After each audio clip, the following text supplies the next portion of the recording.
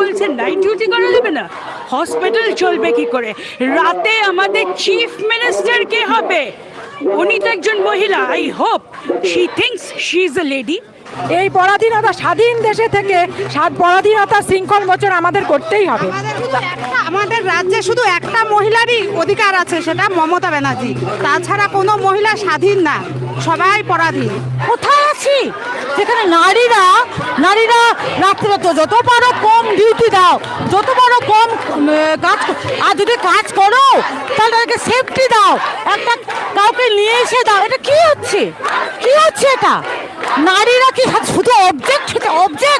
শুধু কি অবজেক্ট? তারা কি মানুষ নয়?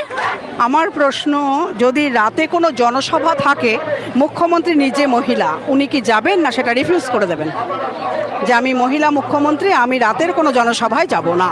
উনি আগে এটা করে দেখাক, তারপর